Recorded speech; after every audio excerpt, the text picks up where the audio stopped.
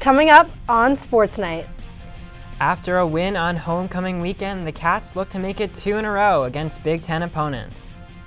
Field hockey bounces back from the bye week with a match against the number 1 ranked Iowa Hawkeyes. And it's Temmie time. The Volley Cats get back on track behind strong play from their star outside hitter. All this and more because it's Sports Night right now.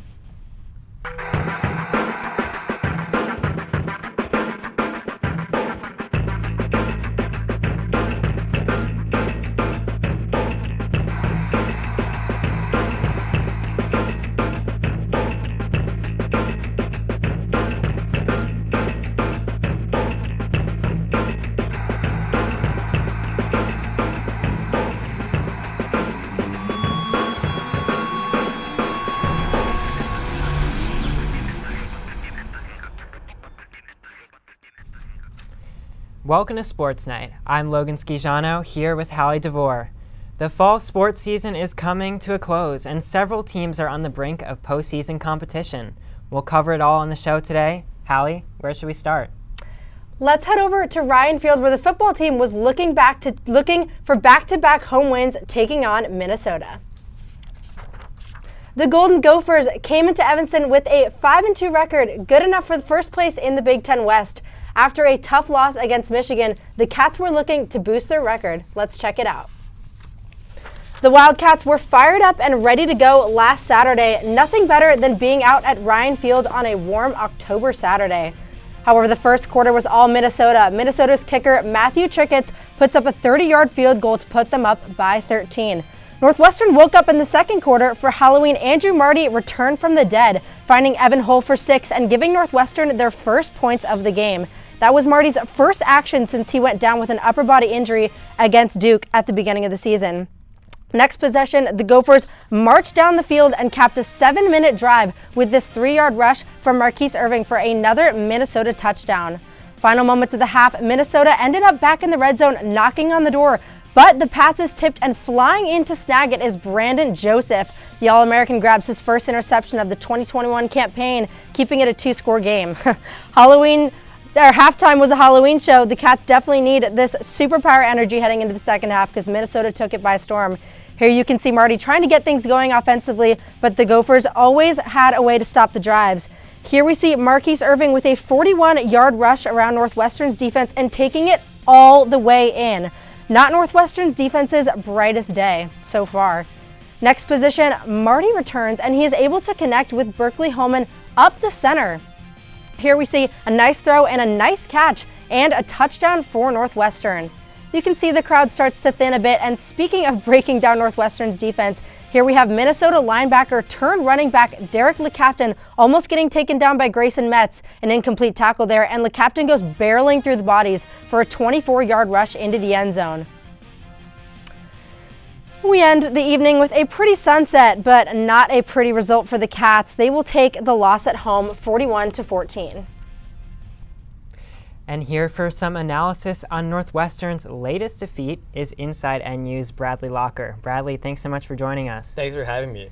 So, Bradley, people were feeling pretty good about Northwestern after they got a big win at home on homecoming weekend against Rutgers, but clearly that was a misjudgment. You know, they struggled once again to get off to a good start against Minnesota. What's behind these tough starts for the Wildcats? Yeah, I would say the big theme that we've seen all year long is Northwestern's defense failing to get a stop, and that actually was not the case on Saturday, so a good change of pace for the Cats. Minnesota had a 13-play, 7-minute, and 5-second drive, and Northwestern's defense held the Gophers to a field goal. So a promising start, and it was all negated by a Malik Washington fumble. Northwestern had the ball for just a minute and 26 seconds before Minnesota was already up 13-0. Getting into early deficits like that, Logan, is simply not a recipe for success.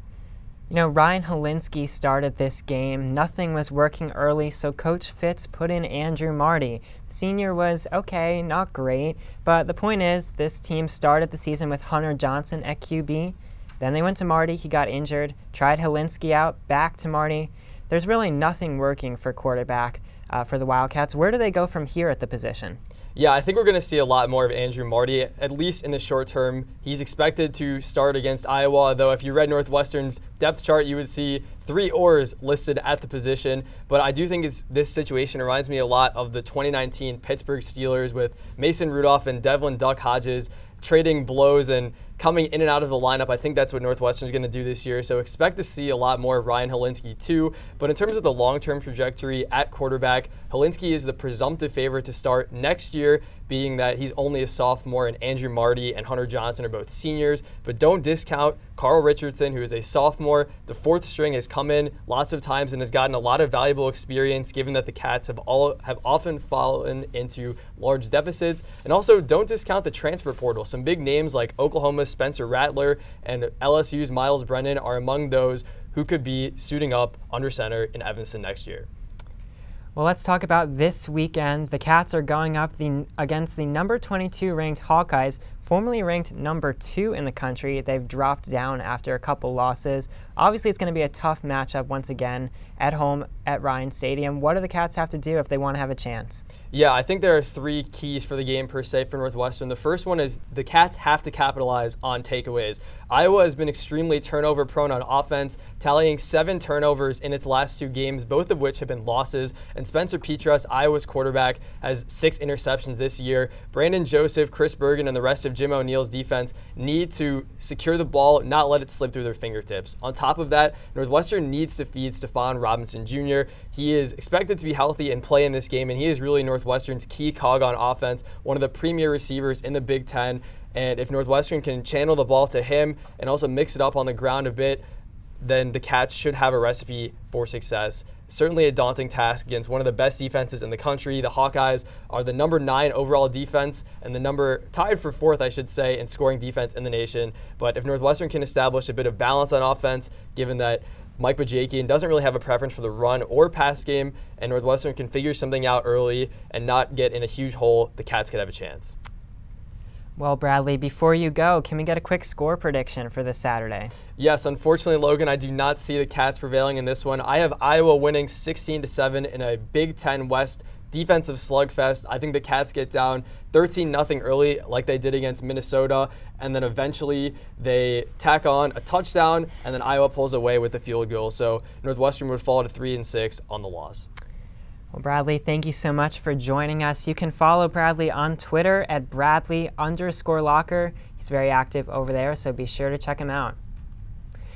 When we come back, we'll preview the postseasons for both men's soccer and women's field hockey. Don't go away.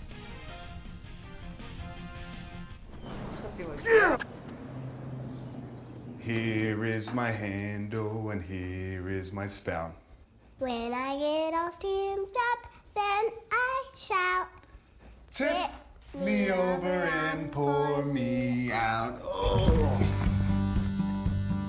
The smallest moments can have the biggest impact on a child's life. Cheers. Take time to be a dad today.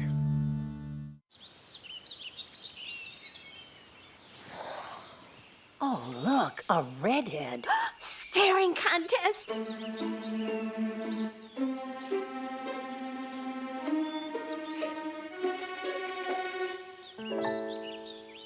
You still got it.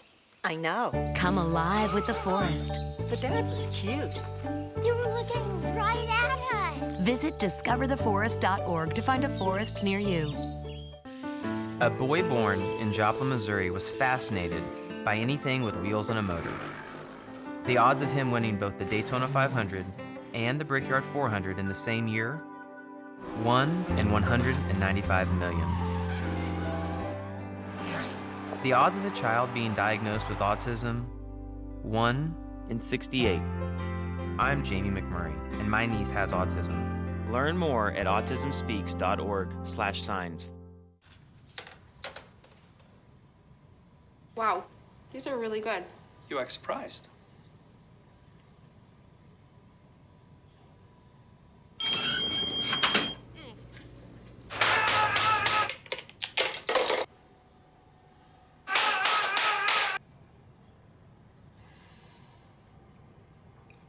Practice makes perfect. You don't have to be perfect to be a perfect parent. There are thousands of teens in foster care who don't need perfection. They need you.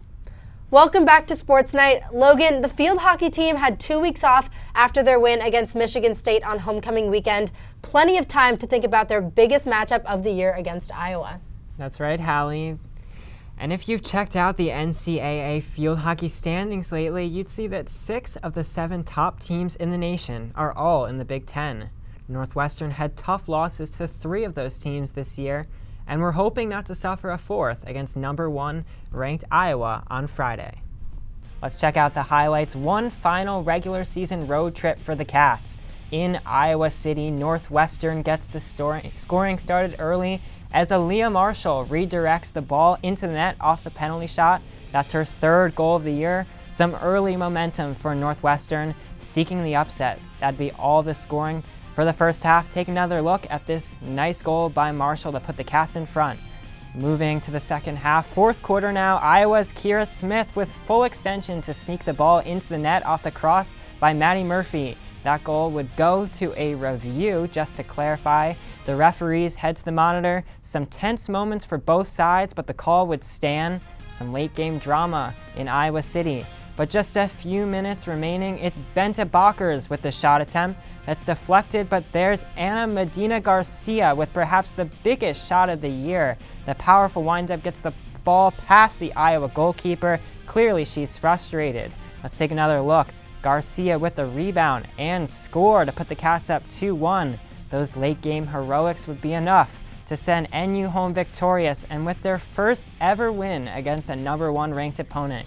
Massive celebration, and rightfully so, for the Wildcats in Iowa City. Next up, coming off that huge win, the Cats look to keep the momentum going in a spooky regular season finale on Halloween.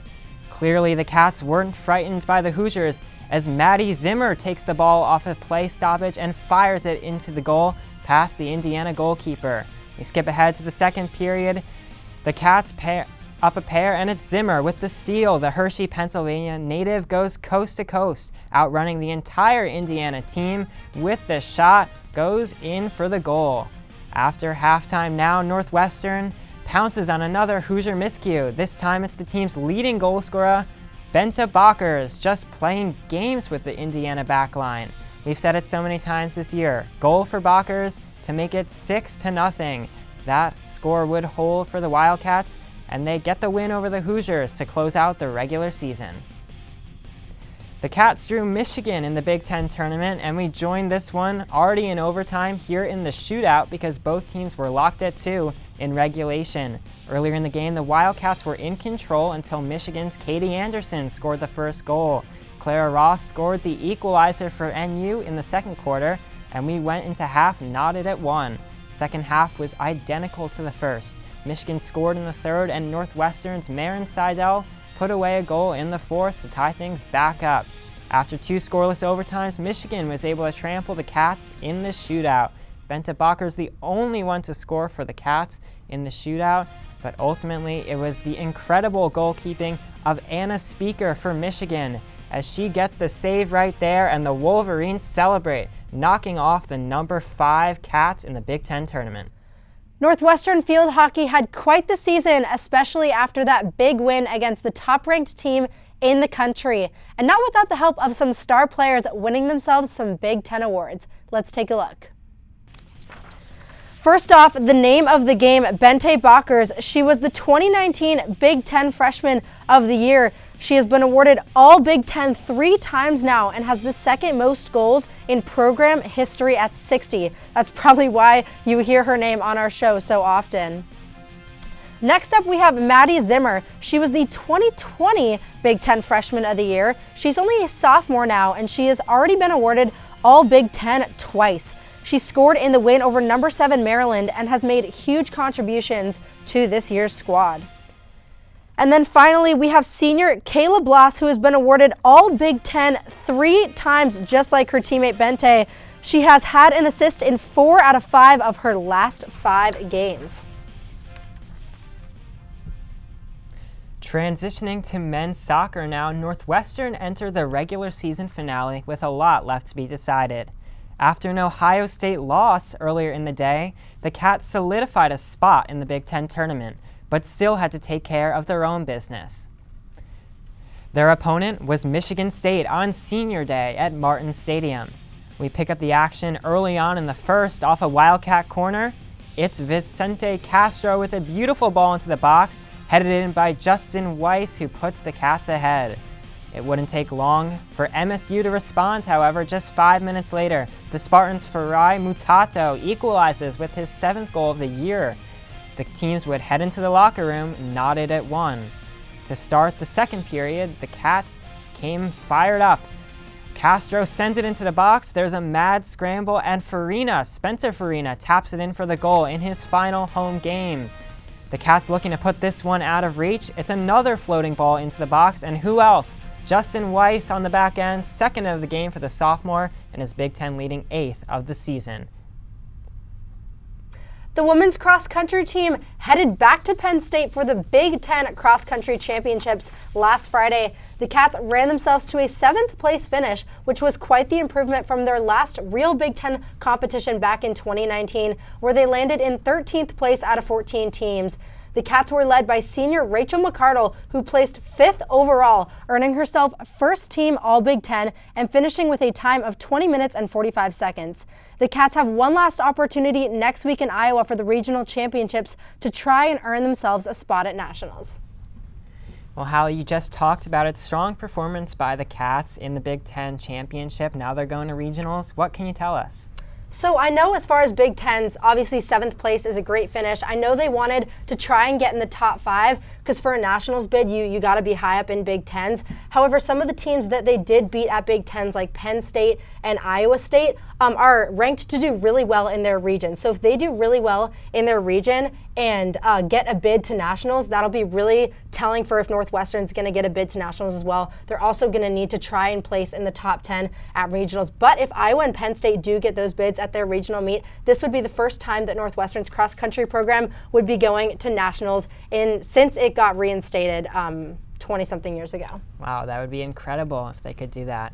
And Logan, the men's soccer team has a big playoff game coming up this weekend. That's right, Hallie. Number 7 seed Northwestern is going to take on Maryland in College Park against the number 2 seed. That sounds like it could be a tough matchup on the road. So if Northwestern wants to advance, what do you think they're going to have to do? Well, number 1 is going to be controlling the ball in the midfield. You know, in all of the games that the Wildcats have lost this season, they've lost the possession game. They've allowed opponents to dominate the midfield, send balls up to their attacking players. So Northwestern wants to have a shot. They're going to have to control the ball. Second is going to be Justin Weiss. We just talked about him, tied for first in the Big Ten with 8 goals this year. If Vicente Castro, who actually had 7 assists this year, which was also tied for the Big Ten lead, if he can find his teammate, those two can pair up, I like Northwestern's chances. And finally, getting out to a lead early is going to be a huge factor. Obviously, if you don't score, you can't win. Northwestern scored first against Maryland when they played earlier this season. Northwestern did go on to lose, but I like their chances if they can get out early, put some pressure on the higher ranked seed, and you never know what will happen. So we'll see if they can get that done. That game is at 12 p.m. this Sunday at Maryland. Now let's touch on Tracy Fuchs' squad. Tough loss we just saw in field hockey against Michigan, but their season isn't over, is it, Hallie? No, it is not. Well, they're going to go on to the NCAA tournament because even though they lost against Michigan and were the 5th seed in the Big Ten championship, they were also the 5th seed in the nation. It just speaks to how talented the Big Ten is when it comes to field hockey. So they'll get a few days off, be able to rest up for the NCAA tournament, and you never know, they could definitely go on a big run and have an opportunity to win it all. Well, definitely an exciting week of post-season action ahead. I cannot wait to see how these Cats do. Neither can I. Well, coming up, we've got some volleyball action from Welsh Ryan Arena and a special segment of Rock Talk. Sorry, I did not. If you want to be a parent, it doesn't matter how you play, what you wear, how you dance, or even what direction life takes you. You just need to be there. You don't have to be perfect to be a perfect parent. Thousands of teens in foster care don't need perfection. They just need you.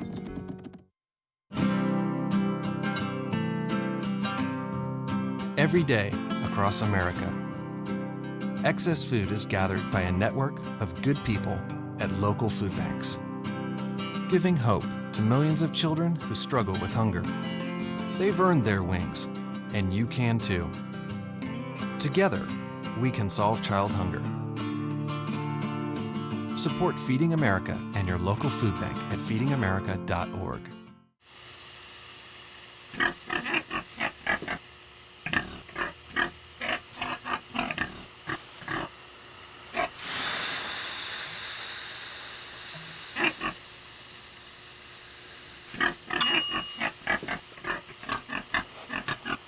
Cook foods to the right temperature using a food thermometer. 3,000 Americans will die from food poisoning this year. Keep your family safer. Check your steps at foodsafety.gov.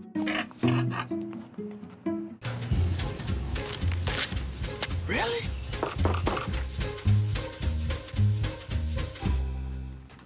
Buzz, what's up, man? You left some leaves burning out here. Yeah, I just came in just for a second. Come on, man. If it's too hot to touch, it's too hot to leave. You could torch the whole neighborhood. It's a good point there, Smokey. 9 out of 10 wildfires are caused by humans. Only you can prevent wildfires. Welcome back to Sports Night. Hallie, unlike some other teams at Northwestern, the volleyball team still has quite a bit of the regular season to go. That's right, Logan. Volleyball is in the thick of Big Ten play with 2 matchups this past week against Purdue and Indiana. Coming off an 0-3 loss against number 12 ranked Purdue on the road, the Cats looked to get back at it on the road again, this time in Indiana on Saturday. End of set 1, we're going to start at set point. We have a nice long rally between both teams. Here we're going to have an attempted kill by Hannah Lesiak with a nice save by Indiana outside hitter Brianna Edwards to keep that play alive. And finally, Ella Gerbach slams one down for Northwestern to take set 1 25-13. Now on to set 2. Indiana making things a bit more competitive. 24-23 set point, and Temi Thomas-Ailara swings one into the net, and Northwestern would lose that second set 25-23. Set 3 TTA with that dirty serve just barely caught, returned over for Thomas-Ailara to pop one up for Alexa Russo, who sets it hard into empty territory over the net to keep the Cats rolling, and they would go to win that set 25-20. Finally, set 4 set point for Northwestern, and Thomas-Ailara locks in her 19th kill of the match as Indiana tries to get some hands on it, but instead hands themselves the loss. Northwestern wins that series 3-1. Women's fencing is coming out of the weekend empty-handed after failing to secure a top 10 finish at the North American Cup in St. Louis. Northwestern's best finish came in the épée competition, where Hannah Lipthay placed 30th. Most of the Wildcat fencers competed in the saber and foil groups. In the saber, sophomore Sky Miller placed highest at 38th, and Yijin Lee finished highest in the foil at 52nd. Northwestern will next compete at the Penn State Open on Saturday. There's just one final team left on campus to talk about from this past week, and we'll head to the courts to see how they did. Women's tennis went down south to Tuscaloosa, Alabama last weekend for the Roberta Allison Fall Classic. In singles, senior Hannah McColgan, sophomore Aino Aliko, and freshman Sydney Pratt all had victories. McColgan's win was a 3-set thriller after dropping the first set. She stormed back in the second and won the tiebreak 11-9. In doubles, the duo of Aliko and Kylie Rabjohns took 2 sets off teams from Tulane, but dropped its last set against Memphis. The Pratt-McGowan squad swept their matches against teams from Alabama, Virginia Tech, and Ole Miss. The team is now seeing more sun out in San Diego for the ITA Fall Championships. While moving off the court and back onto campus, Sports Night's Bradley Locker got to quiz some Northwestern students in this week's edition of Rock Talk.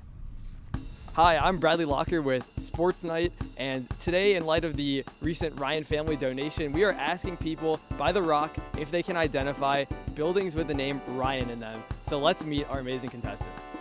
What's your name? My name is Lean Bilsell.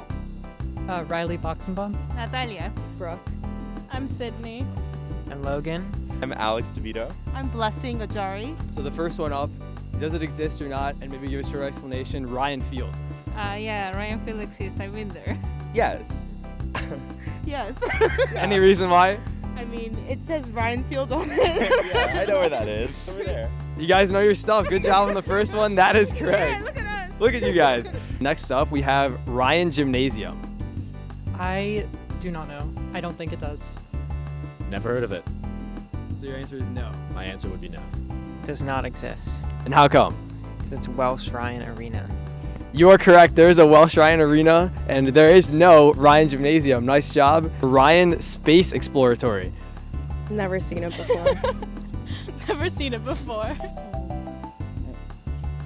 We don't do space here. Literally, what is your gut telling you? I want to say no. Yeah, but no. Northwestern's never been to space. Last up, we have the Ryan Center for Nanofabrication and Molecular Self-Assembly. A mouthful. Does it exist or not? I think that one exists. Yes. Because the past two were no. And no nano. But what if he's tricking us though? This isn't like the Like, Princess Bride. Typology. What do you want to go with? Let's say I'm no. going with no. I'm going Let's with say no. no. You guys were so close. It does exist. I don't know if we can accept that. Yes, it does exist. It's in North Campus. It's a very obscure name, very cool building. Thank you guys so much for coming on. Awesome job, 3 for 4. Hope you guys enjoyed Rock Talk.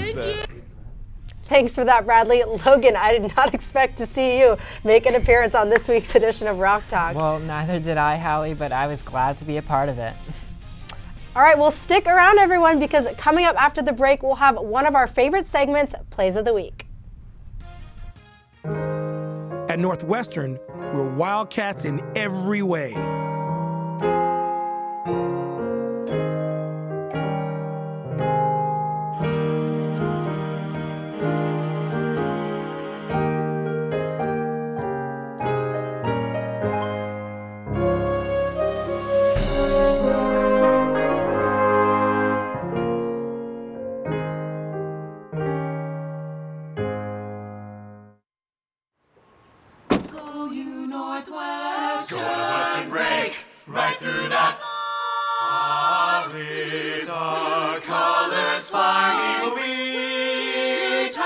Cheer you all the go. Go you Northwestern, fight for victory, sweet victory, for the fame of our fair name, and go Northwestern, win that game.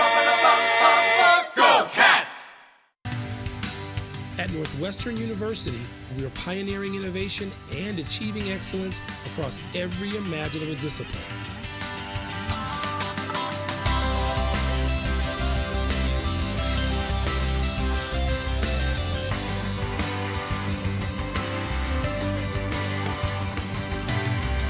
Northwestern University, the possibilities are endless.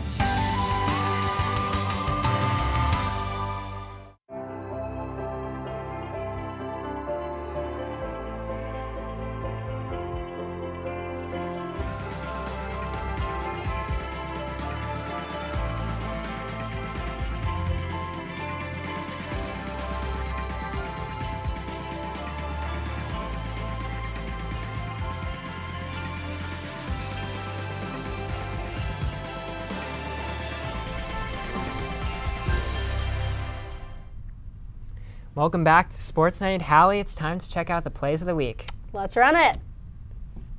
Northwestern looking to close out the match on the road against Indiana, and it's none other than TTA with a massive kill on match point. Let's give that a second look. Power from TTA right off the chest of the Indiana libero. A great way to cap off a 3-1 road victory. Next up, we'll head to the pitch. A terrific play on both ends here. Castro to Justin Weiss, not afraid to use his head for the first goal in a 3-1 victory against MSU. Big celebration for the Cats, and rightfully so. And coming in at number 1, it's the go-ahead goal in Northwestern's huge upset against number 1 Iowa. And Medina Garcia with the shot. It finds the back of the cage, and the Cats leave Iowa City with a 2-1 victory against the nation's top team. Well, 3 great plays there. Hallie, there's one thing left to do before we go. That's right, Logan. Make sure to follow us on Twitter at NNN Sports, on Instagram at NNN_sports, and be sure to watch our show and all of our content on our YouTube channel at NNN Sports. For Logan Schiano, I'm Hallie DeVore. Have a great night, everyone.